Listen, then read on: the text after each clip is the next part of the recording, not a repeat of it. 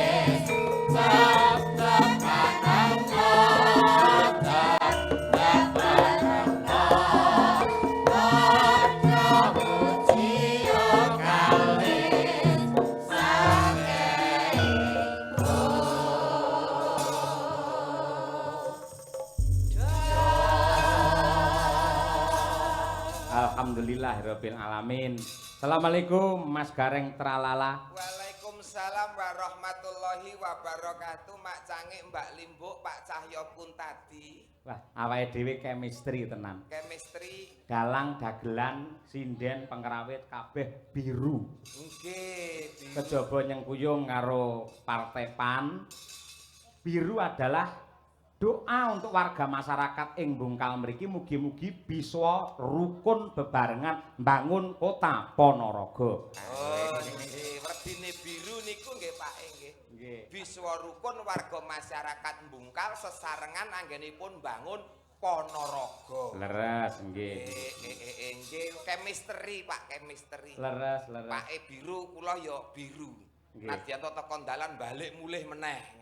Lah kok balik mulih meneh? Wong sirar nganggo batik kok Pak wau kok. Jenengan? Nggih. Lah batik biasane lah nggih jagong. Lah wong ini iki lak temane budaya dan pariwisata. Wah iya, Budpar. Telepon ternyata biru, Bali mulih melih Pak. Kok seragam biru. Nggih. Ya tujune kok jenengan kagungan kostum sing rupane biru. Lho, napa mawon enten Pak, putih menduwe kula kok Pak. Putih nggih apa? Nggih anu dadi lakone Gareng dadi ratu mangke nganggane putih ngoten. Wah iya, apik. Gergah. Lek pamane kostum ireng nggo apa Pak Gareng? Ireng nika nggih dingge anu Pak. Dingge seragam kalian Pak Dalang kali kanca menyesuaikan. Oh, men ketok langgeng. Oh, ireng. Ireng ki ya nek werdine ora mung biru tok kok Pak. Ireng apakah werdine? Ireng kuwi warga Bungkal iri drengki ora pareng. Wah iya. Eblek wayang ya rupane abang. Abang saka tembung warga Bungkal, aku bangga karo Ponorogo. Wah iya. Ngoten lho Pak. Gunungan iki warnane enek kuninge. Apakah kuning? Kuning menika winengku ati kang wening. Dadi warga masyarakat atine wening, pikirane resik. Ijo. Ijo iki lho jodone warga masyarakat Bungkal dalange Pak Cahyo Kuntadi. Wah iya. Oren. Oren menika abang ya ora, dadi coklat ya ora, kuning ya ora. Gosek to, terjemane oren ki apa? Oren menika ora tau leren, Pak. Wah iya. Ora tau leren le nyambut gawe mergo ditresnani masyarakat. Pokoke otak-atok gadok piye mulih nggawa dhuwit ngono ya, Pak. Iya nggih. Tekno kadung corengan kok, Pak. Nggih. Niki dalam rangka gebiar budaya Mataraman Mas Gareng. Ingkang dipun tindakaken dening keluarga besar Dinas Budaya dan Pariwisata Provinsi Jawa Timur kalian DPRD Provinsi Jawa Timur. Leres. Nika ingkang dipun pandegani kalian pepunden kula Bapak Dr.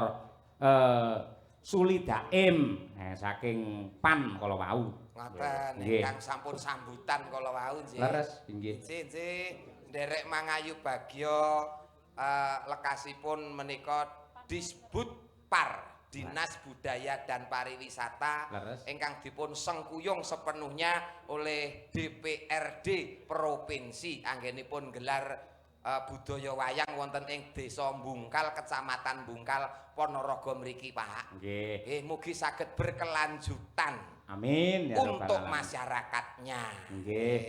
Kenapa kok desa kene iki diwenehi tenger Bungkal? Mulai iki. Bungkal lho pancen desane jenenge niku kok, Pak. Loh, gareng yen nang ngendi-ngendi biasane selalu menerjemahkan, menjabarkan.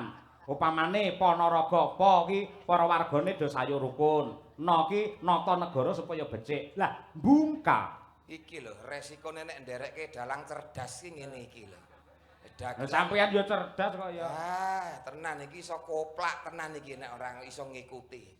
Bungkal. Heeh. Niki dionceki ngoten, Pak. Nggih no. Ya sak iso-iso ya, Pak. Nggih. Sak iso-iso mergo ora persiapan kok langsung didadak ten panggung kok, Pak. Iya, Kak. Pancen yo kudu serba cepat, tepat dan akurat. Oh, nggih. Ya sak iso-iso.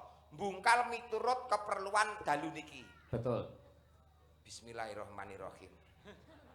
Hurufe napa, Pak? B U N G K A L. Leres. B Bungkal gitu. B ne bersama-sama Dinas Budaya dan Pariwisata sing diembani utawa diestoni dening DPRD Jawa Timur, Provinsi Jawa Timur nggelar acara wayang untuk masyarakat.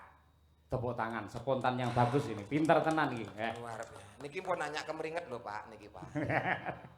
Yang kedua U. U menika tujuanipun, Pak. U untuk untuk siji menghibur masyarakat, ping pindhone untuk selalu inggih menika memupuk utawa nguri-uri budaya lan tradisi supaya tidak hilang. Nah, itu U. N sik dawa lho. Iya, Pak, dawa, Pak, dawa. Nggo mlaku ngantek ketekuk-tekuk, Pak, dawa. N nilai luhur yang ada dalam pakeliran wayang sebagai contoh untuk kehidupan berumah tangga dan masyarakat ana ing Bungkal mriki. Luar biasa. Men saya semangat para penonton. Tepuk tangan to Pak Gareng elok iki. Men tambah semangat. Pun mboten sak tepuk tangan, pun. Lah ngopo? Wong iki ya mringis tenan kok dadak tepuk tangan. Gareng Tralala itu tidak pernah membutuhkan tepuk tangan, Pak. Terus? Nggih, yang dibutuhkan Gareng Tralala bukan tepuk tangan tapi uluran tangan, Pak. Iya. Tak kira saweran. Beda karo saweran. Oh, beda. Uluran tangan iki tegese donga, Pak. Donga, muga-muga pinaringan lancar anggere kula mikir Bungkal niki, Pak. Wah, iya. Nggih. Mau apa mau? Niku wau U, N. N. Terus G. G ya, Pak ya? Nggih. Nggih, alon-alon, Pak. Alon-alon, ya nganggo mikir kok, Pak. Generasi milenial, generasi muda, generasi yang akan datang diharapkan akan tetap selalu cinta akan budaya dan tradisi Indonesia. Luar biasa nggih. Astagfirullah. Ora rugi sewengi 750 ngene iki. Lah nggih to, arep golek jangkep 1000 kok angele. Iya. Yo sing penting berkah barokah. Penting disyukuri ora lokak saya kebak. Ora lokak tambah kebak, disyukuri mawon. Nggih. Nggih, pira-pira ditampa. Sing maringi ikhlas berkah kanggone sing nampa. Nggih. Ikhlas nggih? Ikhlas. 750 ikhlas. 750 ikhlas niki pira-pirae kula mulih ora nampa ya ikhlas. Ning raimu kok pucet ngono? Mboten pucet nyatraine Gareng pun ngeten iki tegese kula mulih keng mriki lahir batin Pak ora disangoni ikhlas. Sebabe wis lunas. Wah iya. Le cemepak ngono. Wani gleling mergo wis lunas niku, Pak. Terus K. K kepara nyoto. Angel tenan Pak niki. K. K kebudayaan dan pariwisata sinergi untuk bersama-sama menghibur dan memberikan edukasi terhadap masyarakatnya melalui pentas wayang kulit. Wah, elah. Ya dikumpliti dengan dalang sapa pisan? Dengan dalang Ki Cahyokun tadi satu-satunya dalang yang terbaik, best of the best, dalang idola. Saka tembung idola iki dalang ora larang. Iya. Ya ora apa-apa mau golek dulur kok ya to. Nggih, waton larang-larang malah ora ketanggap malah merongos ning omah. Betul, Pak, betul. Kula jenengan karo kanca-kanca iki sing penting lek iso metu kok omah ngoten mawon. Iya. Ten omah ya bunek kok, Pak. Iya. Ah iya. A. Mbok kula diwangi to, Pak? Yo ora, engko tugase dhewe-dhewe. Oh iya. Aku wis sewengi lho kula bakal mikire. Akan menjadi barometer tolok ukur di Provinsi Jawa Timur untuk provinsi-provinsi yang lain, budaya dan pariwisata sing selalu ngrembaka. Tepuk tangan untuk Jawa Timur. Iya. Ki ngongkon tepuk tangan karo mikir dhek bar iki apa ngono. Nggih. Iki mau apa? Niki A. Nah, terus kari dhewe. L. Larso melu ra Larso. Ora melu. Lagi umroh ayo. Layak untuk diteruskan, layak untuk dilanjutkan acara seperti ini karena banyak manfaat yang positifnya untuk masyarakat, manfaat yang positifnya untuk Jawa Timur. Wah, nggih. Tepuk tangan. Nggih, Mas Jajak. Nggih. Menika Jajak mriki jijik. Niki lho, semunipun pepunden kula menika ingkang winantu pakurmatan Pak Ali Afandi menika saking perwakilan Kadis Budpar Jawa Timur. Rena penggalihe mergo jenengan sampun saged menjabarkan tentang bungkal niki wau. Nggih, niki miturut kepentingan dalu niki. Wau nggih paring dawuh panjenenganipun Pak Ali menika. Nggih. Insyaallah mangke teng Ngawi nggih badhe wayangan. Lah nggih bareng terjemahne ngeten niku kula kelingan wingi ten Blitar nggih Pak nggih. Napa? Kan nerjemahke desa Blitar rampung cek ngoten niku langsung pimpinane munggah panggung nyawer 500 teng Blitar wingi nggih Pak nggih. Sik, arahmu ki arepe golek saweran napa piye? Mboten teng Blitar wingi lak nggih nerjemahke ngoten lho. Ya Blitar karo kene beda. Lho lah nggih kula nganut kelingan lak entuk to Pak, kelingan ki lak ya entuk to. Carane piyayi maringi rejeki marang seniman, ora kok langsung mene dhuwit ngono ki ora.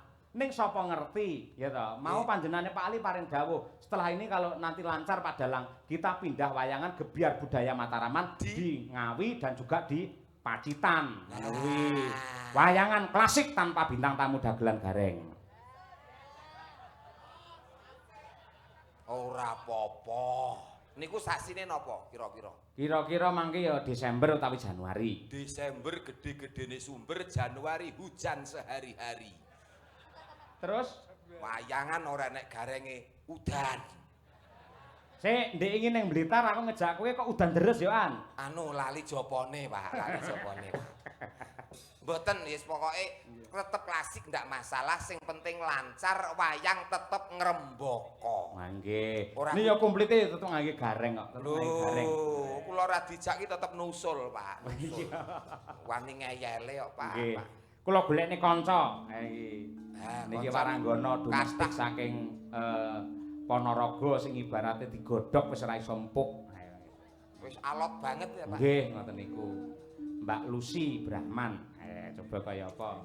Men jumeneng. Ayo. Ayo. Nonin nonin nonin nonin nonin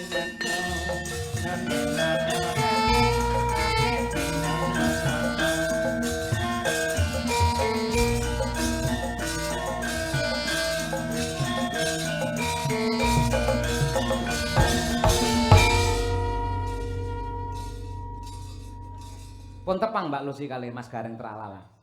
Waleh. Tek ora kepenak tek waleh. Biyayine cerdas kaya ngoten nerjemahke bungkal. Niki pras ketemu jenengan. Terus Biasane ra beda karo gurit. nggih. Kowe karo aku waleh, aku karo kowe saya nek tenan. Awan Lucy, sore Lucy, wengi Lucy. Wis, nek tenan, Pak. Kula niku nek entuk wong model kaya ngene iki tenan, Pak. Wis ora beda, Pak. Ora beda pripun? Sing nang omah ya padha iki mekroke, Pak, pun. Piyayi Putri yen lemu iki tandane tentrem atine mergo diayomi karo sing kakung. Urung karuan dablek ya iso kok ngono kuwi kok. Ning wong wadon nyun sewu lho Pak Dalang. Monggo Mbak Lucy. Wong lanang kudu bersyukur duwe garwa lemu tur gedhi. Mergo wong lemu kuwi siap siaga. Arep kok mbok tinggal sampe ra tau ning omah to, gendengmu bocor sapa sembenakne ra bojomu, ya ta? Bojomu ra mbok ingoni 2 minggu kowe sampean ra duwe dhuwit ya panggah lemu. Oh bojo ngenyek bojo lemu bojomu gedine sak cakruk sing colong wonge kok. Lho, Aku yang gumun Mas nyuwun. masa to? Ngoten niku kula tangleti tanpa berdosa. Riyen niku suami tenan niki paling setia. Jadi laki-laki yang sangat tanggung jawab, duit bayarannya 10 juta Dik, 20 juta. Bro. Kabeh sing nampa telepon iki bojone. Wah, 2 kula niki. Sing garwane riyen niku. Gedhe niki. Heeh, mari ngono keri dhewe kene kok tolo tanggapan maneh dhewe aku ngono. Terus tak tekoni, "Dik, lah bojomu ning ndi?" Tak sedekahne aku ngono. Lah sedekah diwehne kancane dhewe. Enggak. Kene cah los kok. Los piye to, Bu? Sedekah kok mung duit ki apa? Damen no. Bojo jaluk kanca, wehke. Sik to. Oh. Kowe ora ngerti sing jenenge jiwa satria Mas Gareng. Oh. Wong lanange bakal muntap kanemsone yen siji dijawat bojone, loro dijarak anake. Wah, nah aku ora muntap malah enteng sanggane kok, Pak. Oh, iso. Ora ndek bojo, ora masalah. Terus lek pengen piye? Tuku. Ya.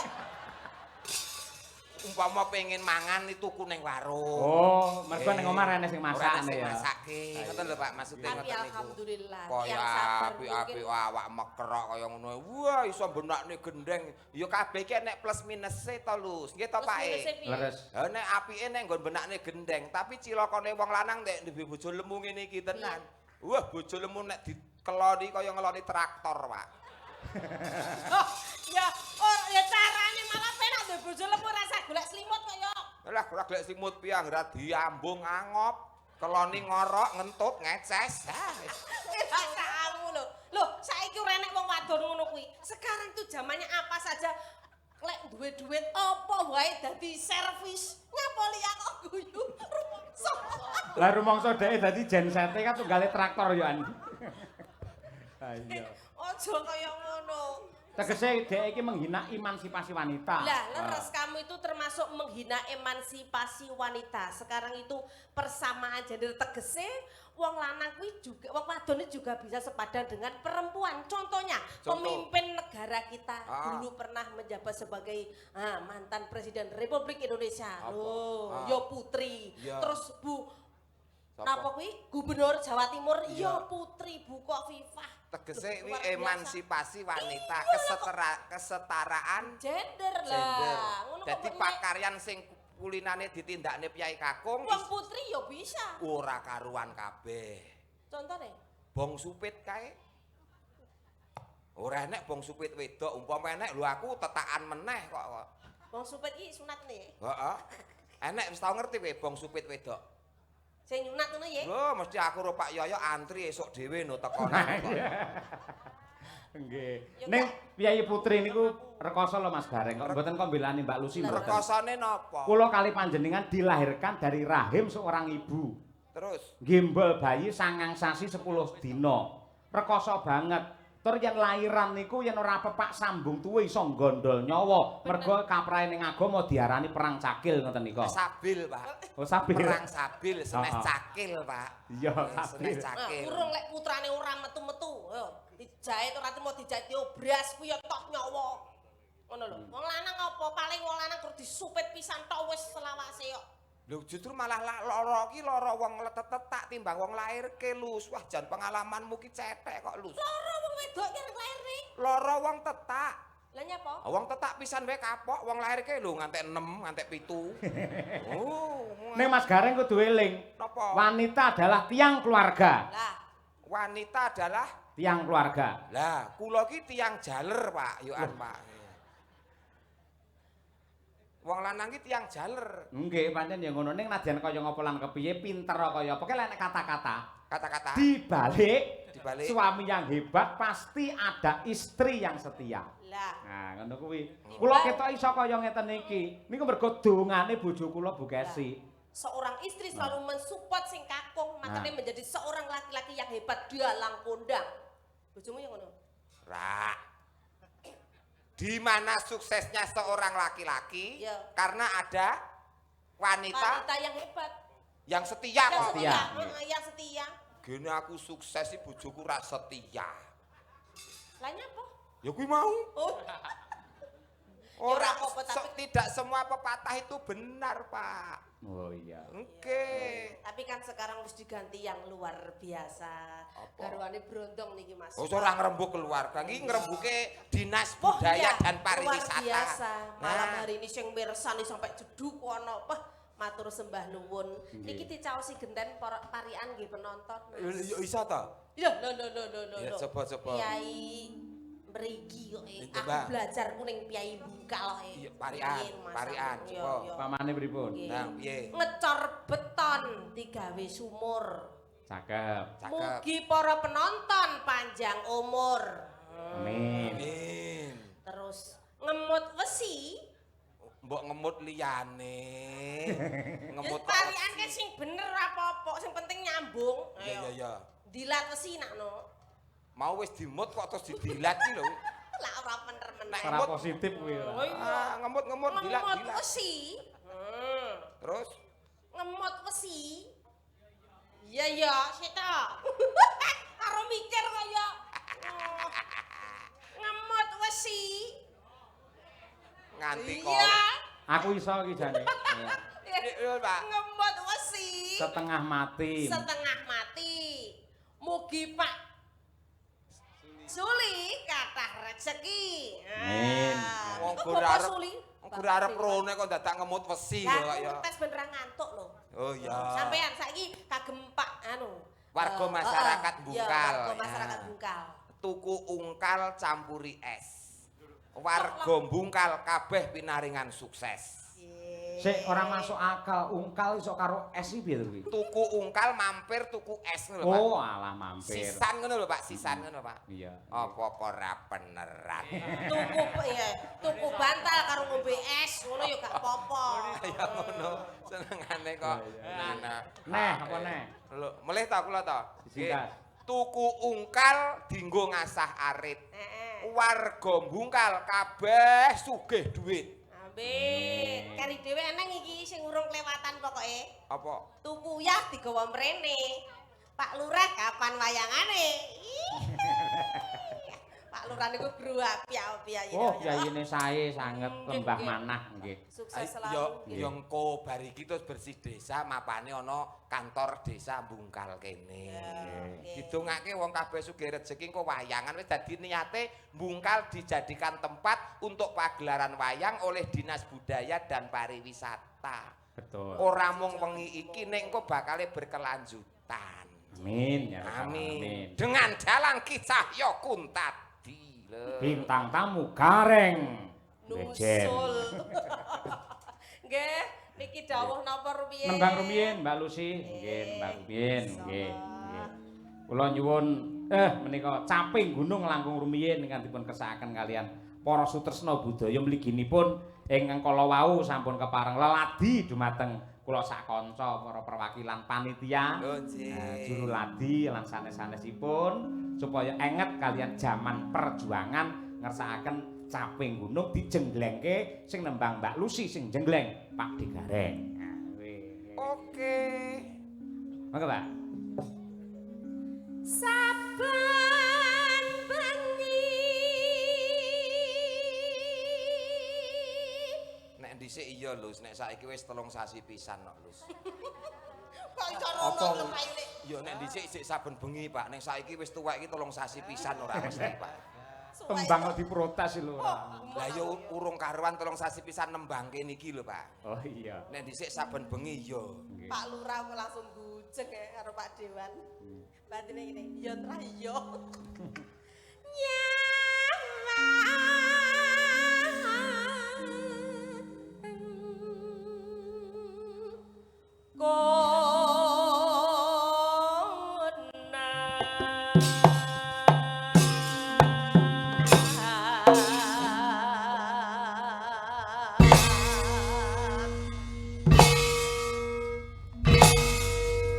Krawitan iki nek wis madang karai ngene. Seniman pilihan.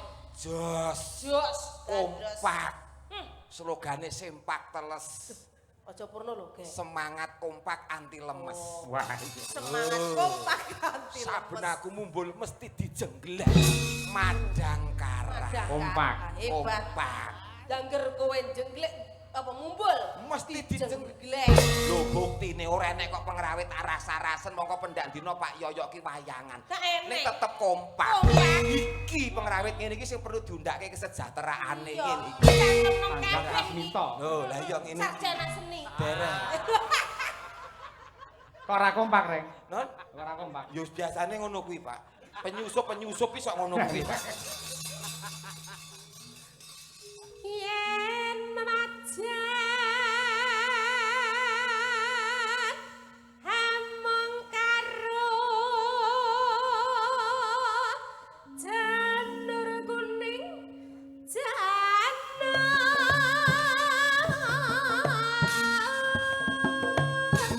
kuning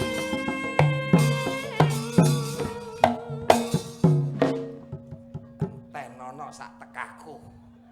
Jenenge kompake madang karai yo ngene iki.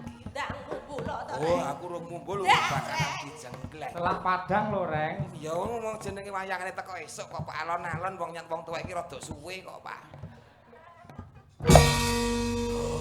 Ngetes karo pean. Iki seniman canggih kok. Ora mung aku tok, Lus. Kowe mumbul mesti dijengglek, Lus. Loh, cacah mudeng lho karo aku. Mudeng ki nggon apa? Mudeng ki paham maksudnya. Lah iya maksudnya Aku Pak. obah iki plang ngono iki pas kowe. Lho, kanca-kanca, lah warga kene lak rong pirsa. Lah wis kerep no. Bawa mumbul. Tekan dhuwur gondelan kuwi wesi. Aja mudhun nek urung tak jambak. Nek mbok jabak apane kutu. Wirone. Ya nek Rama Yai. Wirone.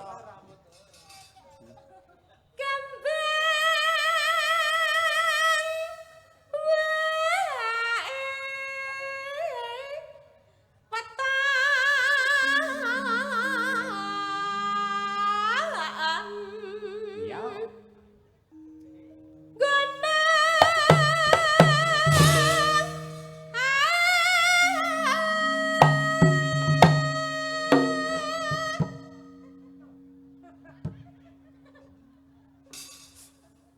Wis persis kaya sapian letong, persis.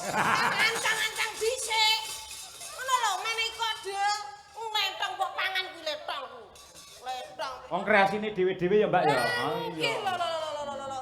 Guna.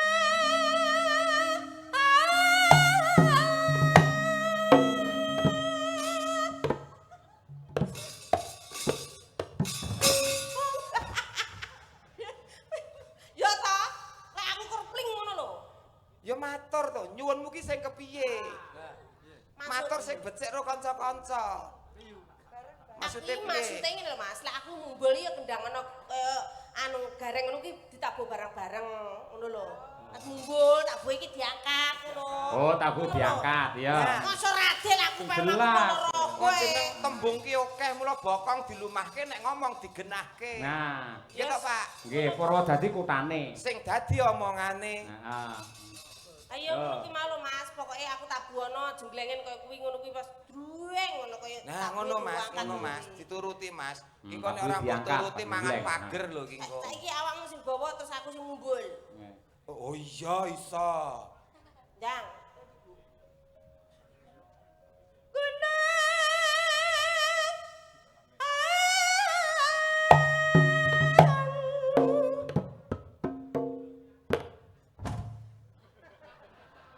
Gak ngono kuwi jemati. Gak diangkat ning dhuwur ngono kuwi di. Maksude piye kowe mau lak mau nita nek aku mumbul diangkat lak ngono to. Maksudnya diangkat ning dhuwur ditabuh siji-siji kaya awakmu mau lho. Tabuh siji-siji, oh sing jelas. Wis. Gunung, ya Pak balik. Nuruti Wong wong Ponorogo kok nuruti wong mekrok ki angele kok era. Pak No ijan gak somet mbek aku dhewe iki lho Pak No. Cakno. Cakno langsung viral. Gundra.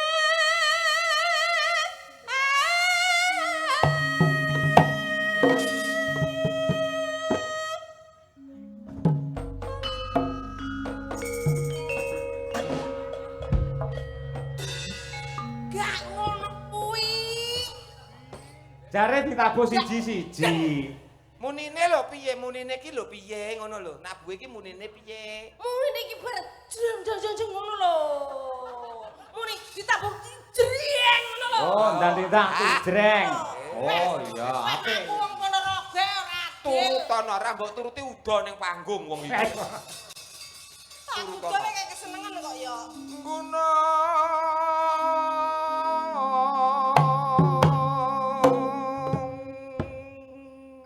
Jreng. Gak mbok tabuhi rapatek. Tak dongane lara udun kabeh. Gil. Ah, bengi iki Mbak Lucy ngeblong. lo gentenan to, Pak. Gentenan. Kasete ben beda. Ah, iya. Gentenan. Pancen kudu dibolak-balik kok. Oke, ora dibolak-balik gosong. Pak. Kosong. Saiki den we. Pacita.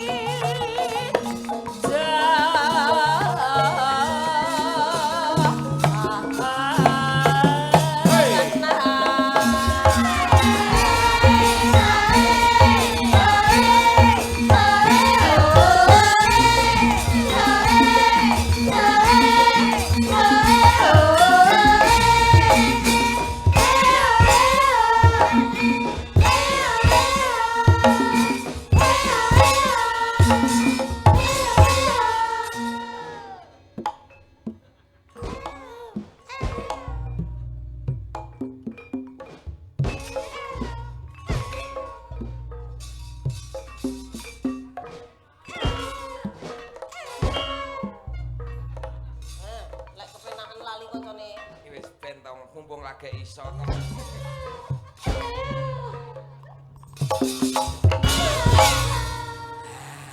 Ning Ponorogo iki kota santri. Kudune dhek berkarya dengan penuh etika. Sampeyan ngenjleng Mbak Lucy oleh ning aja didepne Mbak Lucy. Jenenge enggak sopan. Maksudnya sirahe Madhepe rono. Oh, ngono kuwi aja langsung madhep rene. Ayo. kok madhepe mriko ngoten to? Nggih, ayo. Ngerti to, paham to? Paham, Oke, paham, yo. paham. Akhlakul karimah kudu dijaga. Yo, yo. Yo, deblak untak. Yo, Ji, rok lu.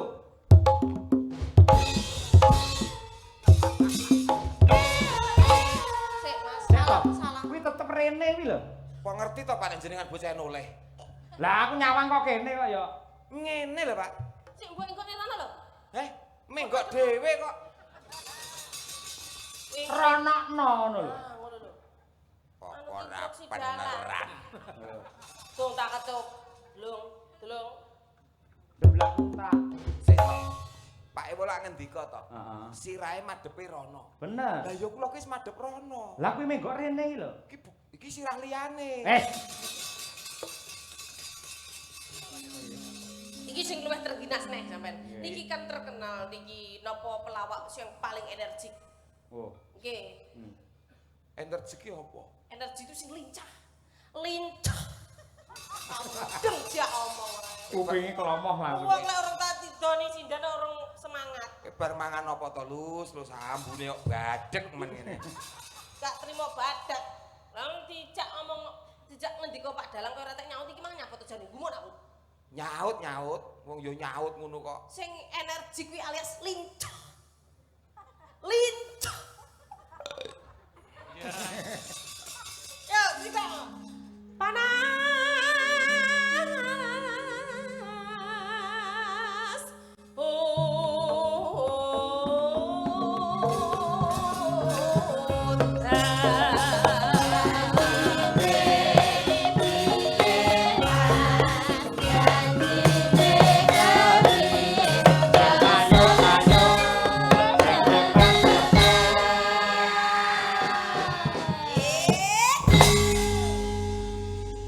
Para penonton ki seorang wis biasa lek prenjengleng ki sak bulan wis biasa.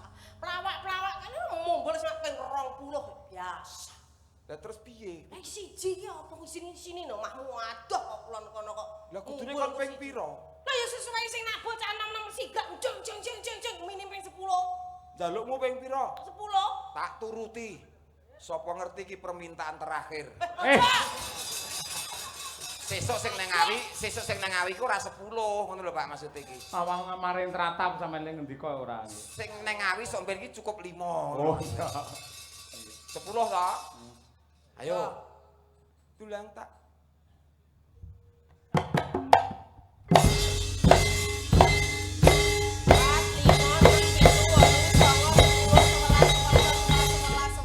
Kakean. Lah pinten iki wau? Iki 12 no. Waduh kokean loro, Pak. Nggih. Tak jikuk loro, Pak. Apa enak dijukuk loro? Wah, trengginas tenan iki, Jan. Masyaallah. Rupane kaya ngono tapi ya luar biasa. Heeh.